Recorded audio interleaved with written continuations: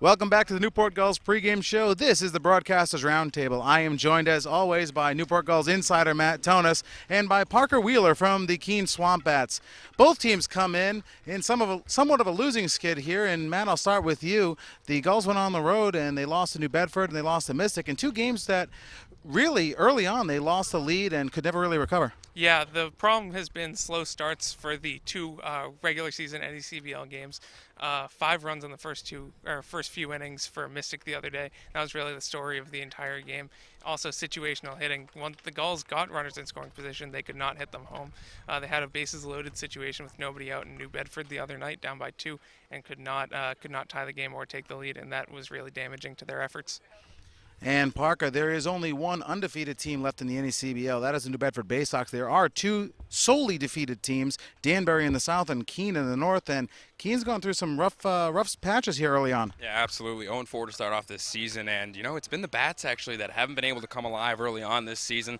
Garrett Crispin right now is leading the team with just over a 300 average. But some of the players just really haven't been able to get good wood on the ball. And they've got to start to turn that around. The pitchers have started off well for them and given them really some pretty good low numbers on the scoreboard. So we'll have to see if the Bats can step up for the Keene Swamp Bats. Yeah, Keene really has been putting up a lot of low numbers. All the pitching staff has been doing a decent job putting up zeros or, 1 or 2 runs across the board.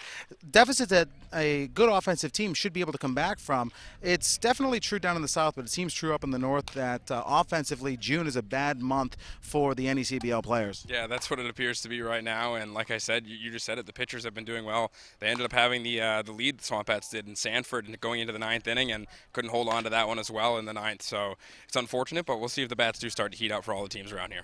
Matt, we're talking about Newport and we're talking about pitching here. The Newport Gulls lead the NECBL and ERA right now at 195. They also have put up 2 shutouts in 4 games. Pitching is not the problem with Newport. They actually, with a short bullpen, are doing quite well. Yeah, pitching has not been the issue at all. They're still without a few bodies in the pen, which has made guys have to stretch in their bullpen outings. But overall, they've been able to hold teams down and keep themselves in games, no matter how bad the offense has looked at times.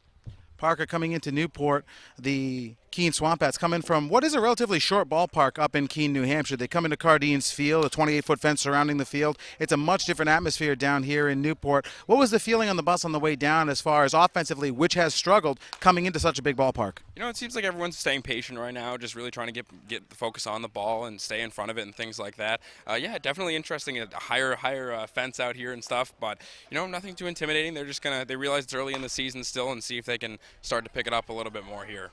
And we'll start with keys to the game here tonight for both the Gulls and the Swamp Bats. We'll start with the Gulls. Matt, keys to the game for a victory here at Cardines. Situational hitting has been pretty anemic so far for the Gulls, and they really need to focus on that, getting hits with runners in scoring position, driving in runs, and if they get out to a lead, kind of stepping on a team's throat, making sure that they are able to hold a lead throughout the game.